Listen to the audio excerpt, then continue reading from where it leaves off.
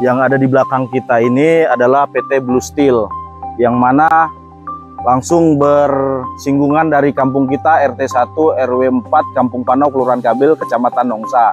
Yang mana dari kita ketahui dari awal pembangunan ini tidak memiliki izin dari pihak pemerintah, sampai detik ini tidak ada hadir melihat masyarakatnya.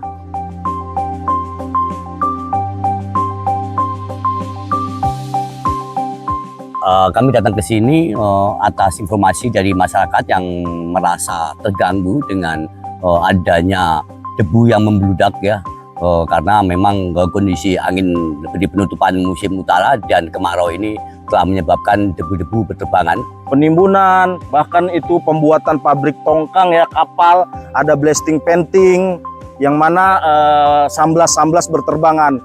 Nah, di sini juga beberapa warga kita, terutama orang tua dan anak-anak, mengalami sakit, batuk, dan orang-orang tua ada beberapa ini udah bolak-balik ke rumah sakit.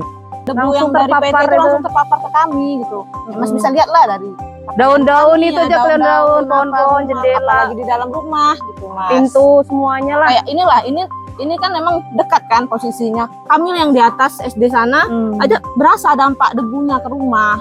Dapur itu, piring-piring itu aja berdebu semua jadinya.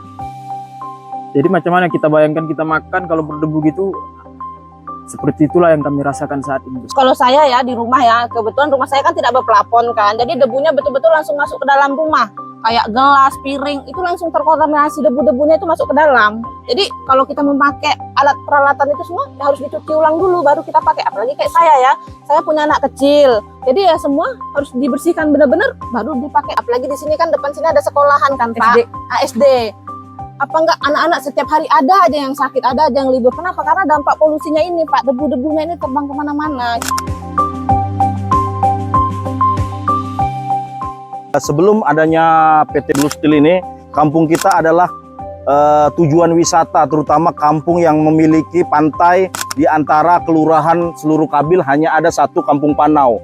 Nah, kunjungan selalu ramai. Saat ini dengan adanya PT Blue Steel yang mencemari kampung kita ini, masyarakat bahkan wisata lokal pun tidak ada yang berkunjung kembali. Dulu ya ada warung ya, kayak kakak ipar saya juga jualan, saya pun dulu juga jualan. Cuman kan ya memang pendatang itu agak berkurang, jadi ya warungnya nggak jadi ramai ya, jadi tutup gitu. Dulu masih ada lah orang pada datang main, hanya sekedar duduk atau ngopi-ngopi. Sekarang kan karena nengok kondisi kayak gini kan orang malas duduk juga. Kami juga masih menemukan aktivitas reklamasi. PT-PT ini kan tidak ada tanggul untuk nutupin kan, jadi lumpur-lumpurnya jatuh ke laut, otomatis nelayan nggak bisa nyari ikan, nyari mata pencarian mereka udah nggak ada. Sebagian besar juga nelayan kita dulu dari sebelum adanya dampak PT Blue Steel ini, dari pemasukan atau hasil nelayan itu sangat memuaskan. Artinya saat ini dengan adanya dampak, keluh kesah dari teman-teman kita yang masih berprofesi nelayan ini sangat sulit. Bahkan mereka untuk ke laut harus jauh, yang mana mengeluarkan biaya atau BBM lebih besar, yang mana tidak setimpal dengan penghasilan yang mereka dapat. Walaupun sudah 4 kali disegel, ya 2 kali PSDKP, 1 kali DLHK provinsi, dan kemudian yang terakhir di Batam, aktivitas masih berlanjut.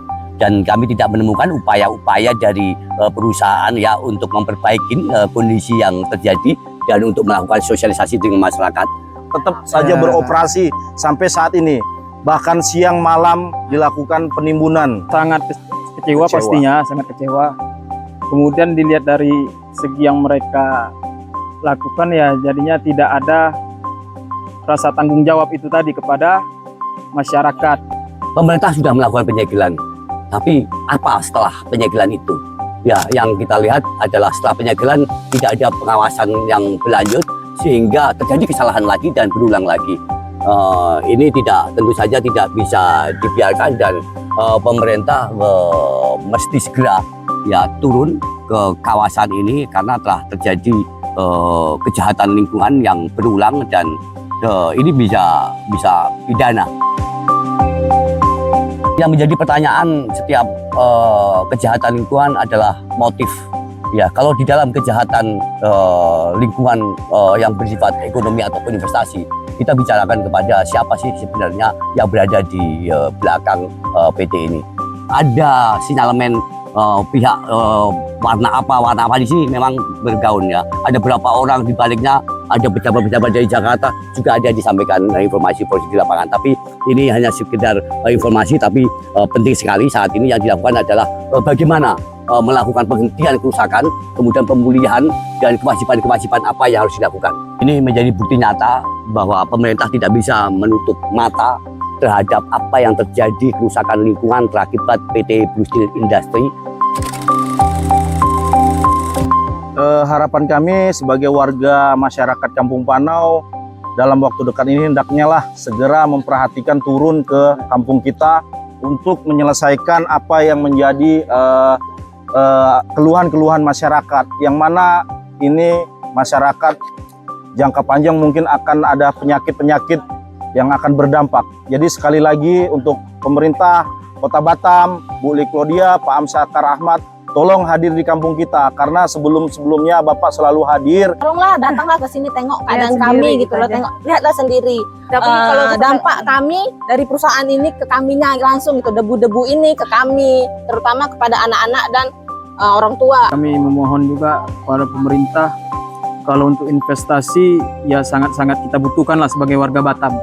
Tapi kalau itu sampai masuk ke dalam pencemaran lingkungan, masuk dalam ya mengganggu keseharian kita, kesehatan kita, ya itu sangat membahayakan kita juga.